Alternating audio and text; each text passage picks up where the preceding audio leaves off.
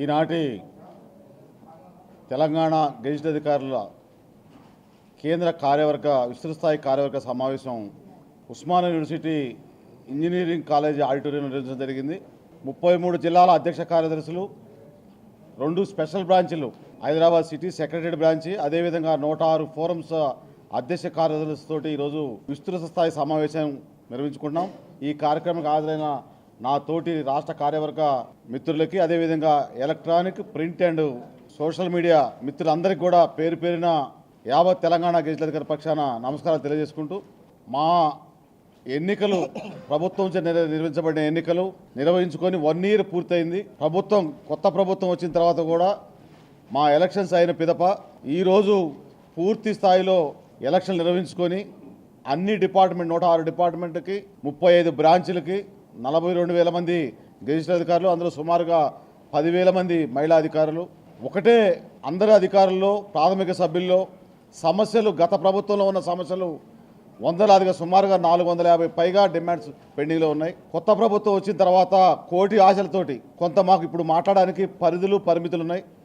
కొన్ని జిల్లాల్లో MCC code, దానివల్ల పూర్తి స్థాయిలో మేము మీ ముందుకి అన్నీ బయటపెట్టలేకపోవచ్చు. కానీ మా ప్రాథమిక సభ్యుల్లో అసంతృప్తి రోజుకు పెరుగుతుంది. గౌరవ ముఖ్యమంత్రి వర్యులు, కేబినెట్ సబ్ కమిటీ, అదేవిధంగా రాష్ట్ర స్థాయి ప్రభుత్వ అధికారులు కూడా పిలిచి ఆర్థిక పరిస్థితి బాగలేదు, కొంత కుదుటపడిన మీదట మీ యొక్క ఆర్థికపరమైన డిమాండ్లన్నీ క్లియర్ చేస్తాం, మార్చి వరకు ఆగండి, ఆర్థికేతర సమస్యలన్నీ కూడా ఇమ్మీడియట్గా కూర్చొని చేస్తామని కేబినెట్ సబ్ కమిటీ చేశారు. కానీ దానిపైన కూడా ఇంతవరకు కేబినెట్ సబ్ కమిటీ కానీ అధికారుల కమిటీ కానీ పిలిచి మాట్లాడలేదు. దానిపైన మా లీడర్లుగా, మా కార్యవర్గ సభ్యులుగా, రాష్ట్ర కార్యవర్గంగా, జిల్లా మా అధ్యక్ష కార్యదర్శిగా, ఫోరం ప్రెసిడెంట్ సెక్రటరీలుగా, మహిళా కార్యవర్గంగా మేము ప్రభుత్వం అర్థం చేసుకున్నాం. కానీ ప్రాథమిక సభ్యుల్లో అసంతృప్తిగా నుండి వ్యతిరేకంగా మారే దిశకి చేరే అవకాశం ఉంది. కాబట్టే ఈరోజు మార్చి 12న విస్తృత స్థాయి జేఏసీ కమిటీ తెలంగాణ ఉద్యోగుల, ఉపాధ్యాయుల, కార్మికుల, పెన్షనర్ల జేఏసీ సమావేశానికి సన్నాహక సమావేశంగా ఈరోజు మేము విస్తృత స్థాయి సమావేశం పెట్టుకున్నాం. ఇందులో కూడా మా ప్రాథమిక సభ్యులు, మా జిల్లా అధ్యక్ష కార్యదర్శులు, మా ముఖ్య రాష్ట్ర కార్యవర్గ సభ్యులు అందరూ కూడా ఒకటే, ప్రాథమిక సభ్యులు పెండింగ్ బిల్స్ సుమారుగా మాకు తెలిసిన అఫీషియల్ డేటానే, మేము అధికారులు కనుక్కున్న డేటా ప్రకారం 8,000 కోట్ల పెండింగ్ బిల్స్ ఉన్నాయి.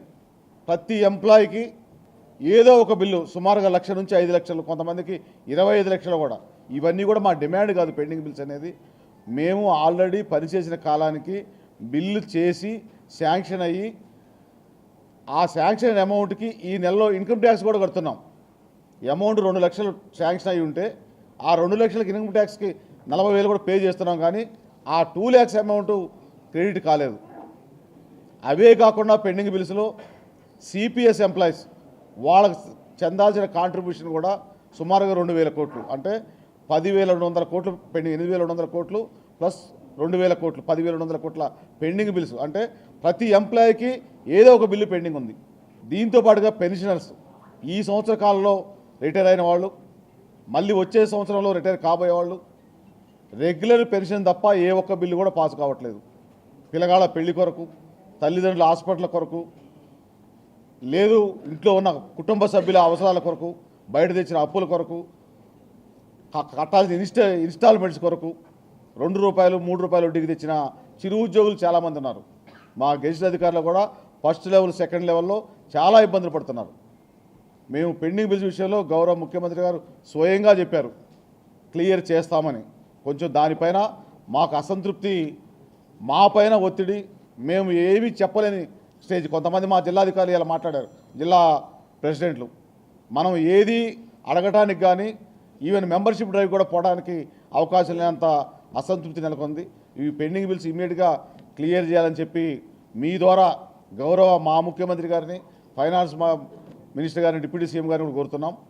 ఆ పెండింగ్ బిల్స్ విషయంలో అన్ని మిగతా స్కీములు కూడా అన్నీ తీసుకెళ్లేది మేము ప్రజల్లోకి అధికారులుగా మేమే. కానీ మా యొక్క బిల్సే ఇక్కడికి వచ్చిన ఈ హాల్లో ఉన్న 200 మందిలో ఏ ఒక్కళ్ళిద్దరికో లేదో తప్ప అందరికీ పెండింగ్ బిల్స్ ఉన్నాయి. ఇంట్లో కూడా చెప్పుకునే పరిస్థితి లేదు. వాటితో పాటుగా పిఆర్సీ 19 నెలలు ఆల్రెడీ పీఆర్సీ కమిటీ శివశంకర్ గారిని కలిసాం. పీఆర్సీ సార్ ఇమ్మీడియట్గా ముఖ్యమంత్రి గారికి రిపోర్ట్ పంపండి అని. 19 నెలలు శివశంకర్ గారు నవ్వుతున్నారు. గవర్నమెంట్ ఎప్పుడు చెప్తే అప్పుడే పంపిస్తామని. గతంలోనే 16 సంవత్సరాల 6 నెలలు అంటే 3 పూర్తి స్థాయి పీఆర్సీలు నష్టపోయాం. పీఆర్సీది కూడా 2 ఇయర్స్ కావస్తుంది. దాని నివేదిక ఇమీడియట్ రావాలి, డిక్లేర్ కావాలి. వీటితో పాటుగా కొన్ని మేము చెప్పుకోలేని గత ప్రభుత్వంలో డిఏలు పెండింగ్, 3 డిఏలు పెండింగ్ ఉన్నాయి. డిఏ ఇస్తే పోలాభిషేకాలు, పాలాభిషేకాలు, రకరకాల ఒక్క డిఏకి 5 సార్లు ప్రకటన. ఈ రకంగా ప్రజల్లో ఉద్యోగ కమ్యూనిటీనే చులకం జరిగింది. ప్రస్తుతం ఒక డిఏ ఇచ్చారు, 2వ డిఏ మార్చిలోపు ఇస్తా అని చెప్పారు. ఆర్థిక పరిస్థితి కూడా కుదుట పడుతుంది. మాకు కూడా కొంతమేరకు సమాచారం ఉంది. మేము అడిగేది ఉన్న 2 డిఏలని ఇమ్మీడియట్గా డిక్లేర్ చేయండి, మిగతా 2 డిఏలని పీఆర్సీలు కలపండి. డిక్లేర్ కాబోయే డిఏ మళ్ళీ నెక్స్ట్ ఇయర్ ఇవ్వచ్చు. 5 డిఏలు పెండింగ్ ఉన్నాయి. ఏ రాష్ట్రంలో కూడా లేదు. 29 రాష్ట్రాల్లో 2 డిఏల కంటే పెండింగ్ ఉన్న రాష్ట్రాలు 3 రాష్ట్రాలు మాత్రమే. మన దగ్గర 4 డిఏలు పెండింగ్ ఉన్నాయి. ఉద్యోగులు కూడా అసంతృప్తి, అది వ్యతిరేకతగా మీకు మేము గతంలో చెప్పినట్టుగా పూర్తి వ్యతిరేకత ఉద్యోగ సంఘాలపైన. సంఘాల ద్వారా సంఘాలు కూడా మీరు ప్రభుత్వంతో కొల్లుడయ్యారు, మీరు అడగట్లేదు అనే స్టేజ్కి కింద ప్రాథమిక సభ్యులు వచ్చారు డిఏలు. అది కాకుండా మా పెన్షనర్స్కి ఎంప్లాయీ రిటైర్ అవుతాడు, రిటైర్ అయ్యేసరికి 61 సంవత్సరాలకి రిటైర్మెంట్తో పాటు వచ్చేది ఈ రిటైర్మెంట్ బెనిఫిట్స్ కాకుండా బీపీ, షుగరు, క్యాన్సరు, హార్ట్ అటాకులు, ఇవి ఏ హాస్పిటల్ పోయినా ట్రీట్మెంట్ ఇచ్చే స్థాయి లేదు. భద్రత కానీ సహాయత స్కీములు కూడా ఎక్సైజు, పోలీస్ డిపార్ట్మెంట్ కూడా అవి కూడా సక్రమంగా ప్రభుత్వం పేమెంట్ ఇవ్వట్లేదనే దిశగా హాస్పిటల్లో పైన రేకుల షెడ్ కింద 5th, 6th ఫ్లోర్లో ఇనప మంచాలు వేసి పడుకోబెడుతున్నారు. మేము ప్రభుత్వానికి నివేదిస్తున్నాం. మేము కాంట్రిబ్యూషన్ ఇస్తా అని చెప్పాం. 500 పర్ హెడ్ లేదు, ఇంకా ఎక్కువ ఇవ్వడానికి కూడా మేము సిద్ధంగా ఉన్నాం. ఈక్వల్ కాంట్రిబ్యూషన్ తోటి దాన్ని ఫైనల్ చేయమని హెల్త్ మినిస్టర్ గారిని కలిసాం, హెల్త్ సెక్రటరీ గారిని కలిసాం. సీఎం గారు స్వయంగా చెప్పారు చీఫ్ సెక్రటరీ గారికి ఫైనల్ చేయమని. ఈ రోజు వరకు అది ఏమాత్రం ఫైనల్ చేయలేదు. ఈ 3 కావు. సిపిఎస్ది ఆల్రెడీ ముఖ్యమంత్రి గారు హామీ ఇచ్చారు, కొన్ని రోజులు వెయిట్ చేయమన్నారు. మేము వెయిట్ చేస్తున్నాం. మేము ముఖ్యంగా కోరేది మాకు రావాల్సిన ఇవన్నీ ఆర్థిక పరమైనవి మార్చి వరకు ఆగమన్నారు. మేము వెయిట్ చేస్తున్నాం. మా కార్యవర్గాన్ని, మా ప్రాథమిక సభ్యులు కూడా మేము నచ్చ చెప్పుకుంటున్నాం. జేఏసీ ద్వారా కూడా మేము వాళ్ళకి సర్ది చెప్పాం. కానీ ఆర్థికేతర సమస్యలు చాలా ఉన్నాయి. కన్సర్న్డ్ హెచ్ఓడి కానీ, ప్రిన్సిపల్ సెక్రటరీ గారు కానీ, సంబంధిత మంత్రివర్యులు కానీ కూర్చుంటే సెటిల్ చేసే సమస్యలు మేము ఇచ్చిన 56 డిమాండ్లో 38 డిమాండ్లు అవే ఉన్నాయి.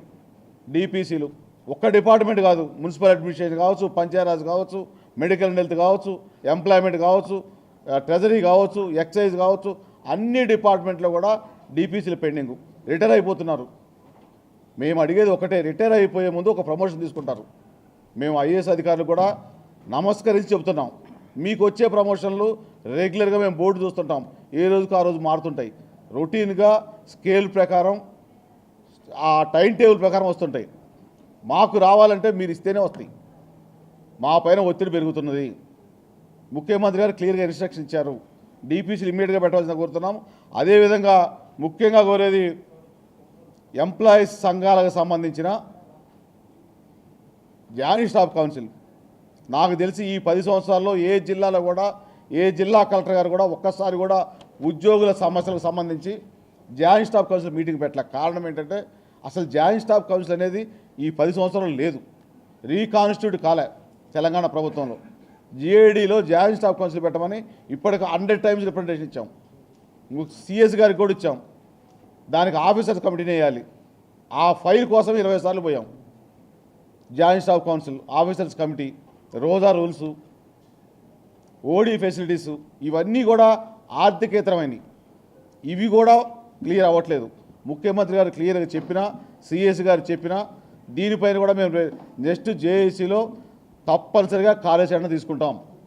ఆర్థికేతరమైన సమస్యలపైన పిలిచి సంబంధిత అధికారులు కానీ, సంబంధిత మంత్రివర్యులు కానీ పిలిచి సెటిల్ చేయకపోతే మాకు వేరే దారి లేదు.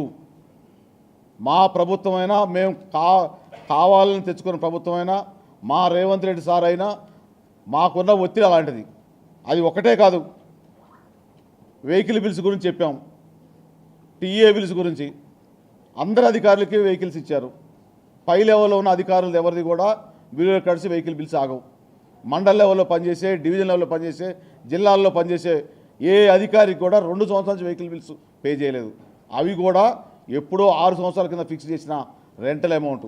ఇప్పుడు దానికి 15 డేస్ కూడా రారు. వెహికల్ బిల్స్ పెండింగ్ ఉన్నాయి. వాటితో పాటుగా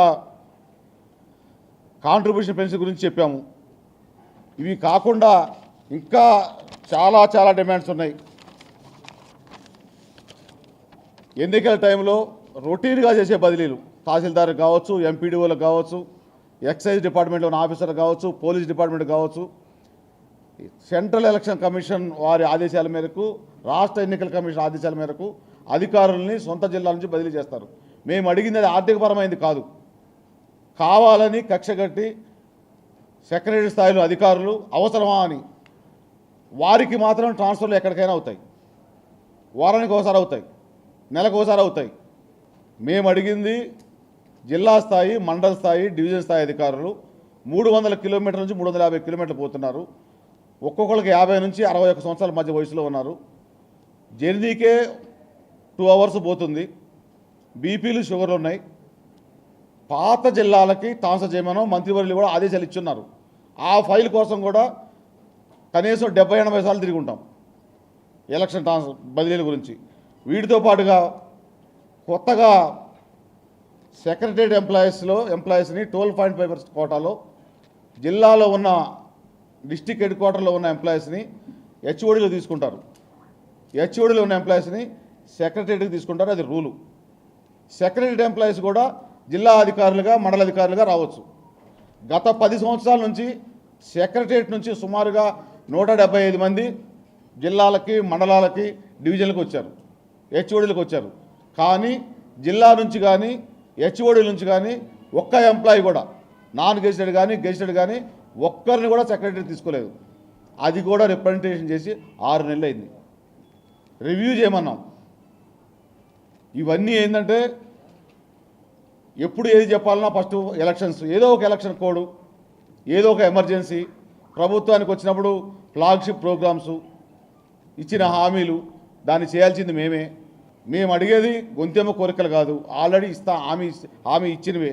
వీటితో పాటుగా కొత్త జిల్లాలు ఏర్పడ్డాయి, కొత్త మండలాలు ఏర్పడ్డాయి, కొత్త డివిజన్లు ఏర్పడ్డాయి. ఎక్కడ కూడా ఒక్క ఎంప్లాయీని కూడా కొత్తగా పెట్టలేదు. పాత స్టాఫ్ తోటే ఒక్కొక్కరికి 3-4 ఇన్ఛార్జీలు ఇచ్చి, ఆ ఇన్ఛార్జ్ అలవెన్స్లు కూడా ఇవ్వకుండా అదే స్టాఫ్ని అడ్జస్ట్ చేస్తున్నారు. మేము క్యాడర్ స్ట్రెంత్ని పెంచమని అడిగాం. ప్రపోజల్ పెట్టండి, అధికారులుగా మీరు పెట్టండి. ముఖ్యమంత్రి గారు చేస్తా అని చెప్పారు, హామీ ఇచ్చారు. అసలు ఫైల్ అక్కడికి పోతే కదా. మేము ముఖ్యమంత్రి గారిని, అదేవిధంగా క్యాబినెట్ సబ్ కమిటీ గౌరవ బట్టి విక్రమార్క గారు చైర్మన్గా ఉన్నారు ఎంప్లాయీస్ వెల్ఫేర్కి, మేము ఇమీడియట్గా పిలవండి జేఏసీని. సమస్యలు ఆర్థికేతరమైన సమస్యలు, ఆర్థికపరమైన పెద్దవి ఉన్నాయి. 1000 కోట్ల బడ్జెట్ కావాలి. మీరు ఆగమన్నారు, మాకు అర్థమైంది. ఆర్థిక పరిస్థితి అధ్వాన పరిస్థితిలో ఉంది, విధ్వంసమైంది. ఇప్పుడిప్పుడే వికాసంకి వెళ్ళి మారుతుంది, దాన్ని మేము అర్థం చేసుకున్నాం. కానీ ఆర్థికేతరమైన సమస్యలు ఉన్నాయి కదా, వాటిని క్లియర్ చేయమని మేము డిమాండ్ చేస్తున్నాం. వీటితో పాటుగా మేము కొత్తగా, ఇది ఈ రోజుది కాదు, ఎవరైతే పదవీ విరమణ పొందారో వారికి ఎక్స్టెన్షన్ ఇవ్వద్దని అడుగుతున్నాం. 61 సంవత్సరాలు పనిచేసి ఇంజనీరింగ్ డిపార్ట్మెంట్లలో, పేషీల్లో, హెచ్ఓడీల్లో మళ్ళీ దాన్ని సర్వీస్ పొడిగింపు తెచ్చుకుంటే, ఒక్క ఎంప్లాయీని మీరు సర్వీస్ ఎక్స్టెండ్ చేయడం వల్ల కింద 4-5 కేడర్లో ప్రమోషన్ లేకుండా వాళ్ళు అదే పోస్టు రిటైర్ కావాల్సిన పరిస్థితి. 35 నుంచి 40 సంవత్సరాలు పనిచేసి ఒక్క ప్రమోషన్ కూడా లేకుండా, ఇందాక చెబుతున్నారు వెటర్నరీ అసిస్టెంట్స్ కానీ, ఇంజనీర్స్ కానీ, ఎంపీడీఓస్ కానీ కొన్ని కేడర్లు ఉన్నాయి.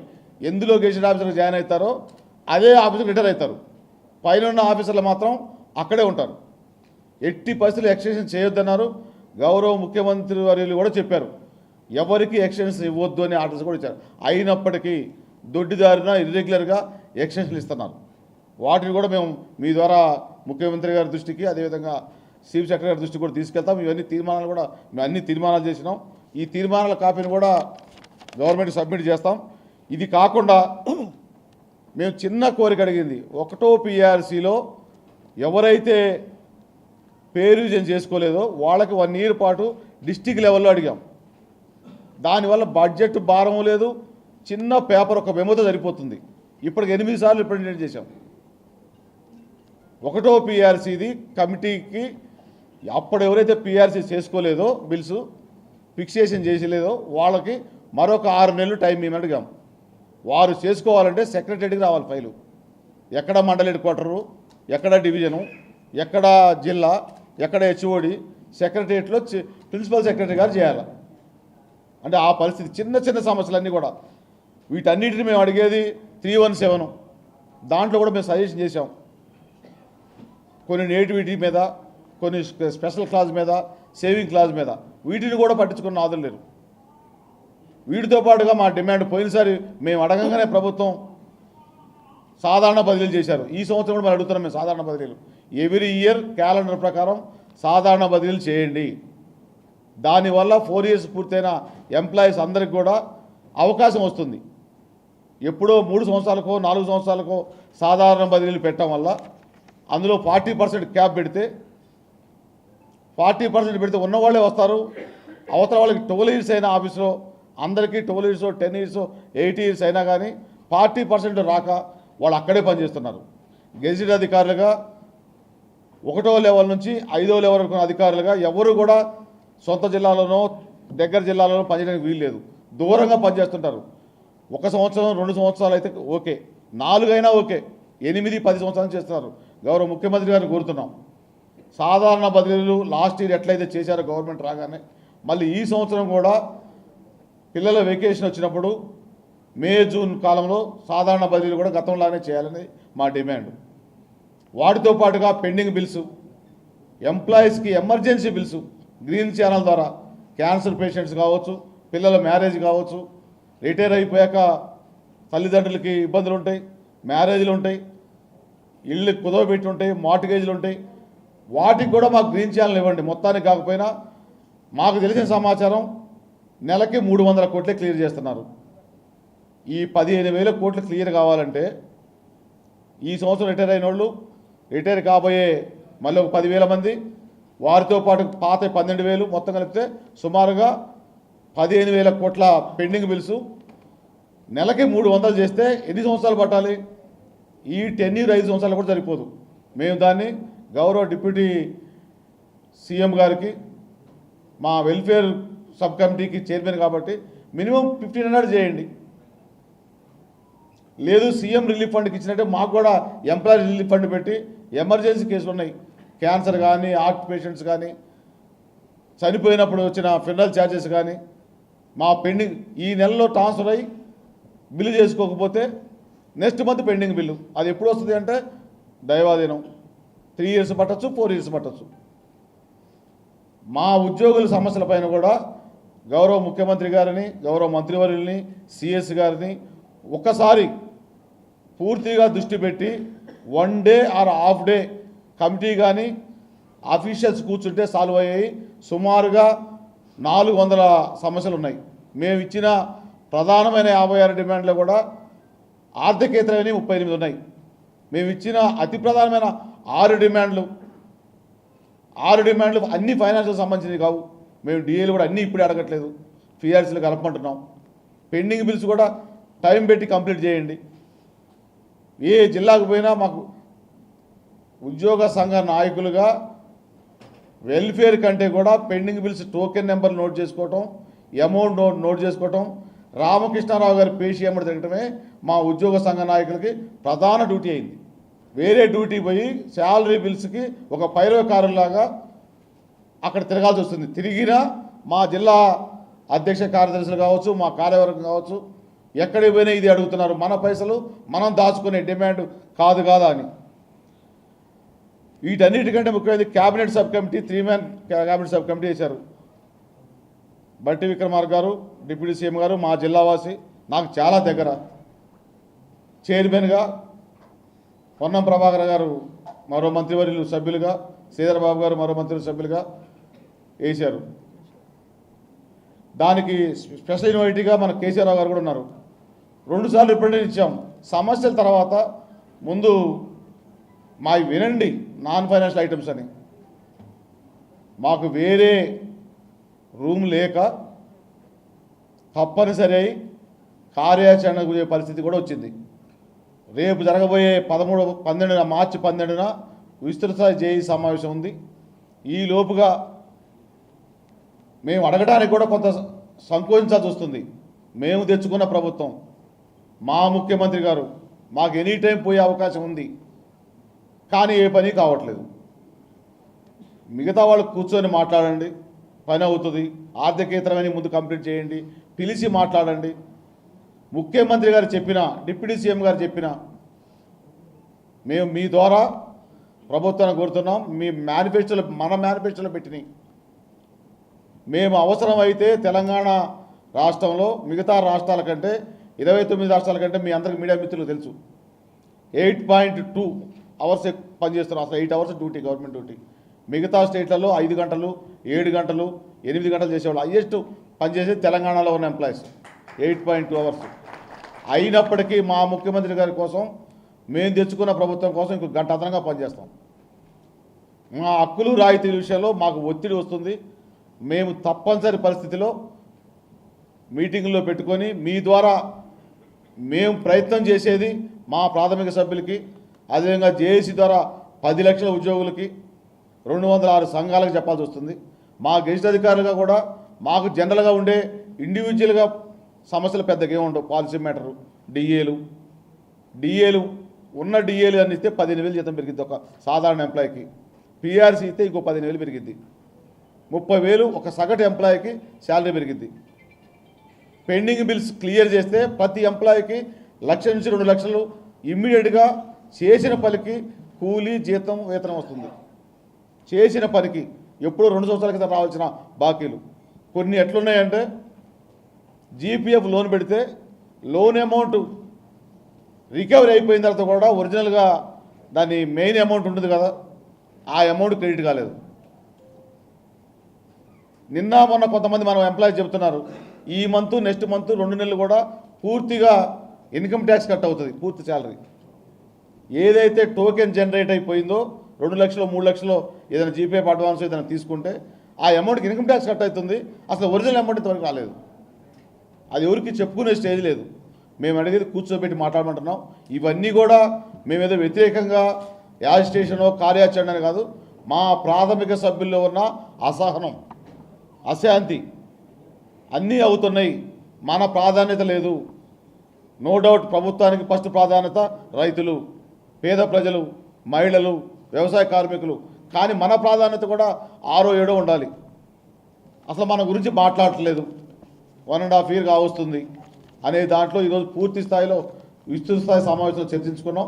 ఇదే విషయాన్ని జేఏసీలో కూడా మాట్లాడి మరొకసారి ముఖ్యమంత్రి గారి దృష్టికి, అదేవిధంగా డిప్యూటీ సీఎం గారి దృష్టికి, సిఎస్ గారి దృష్టికి తీసుకెళ్లిన పిదప తదుపరి ఏం చేయాలనేది నిర్ణయం జరుగుతుందని మీ ద్వారా మరొకసారి తెలియజేసుకుంటూ సెలవు తీసుకుంటున్నాం. Please subscribe to the channel and download the Politicos app from the links in the description.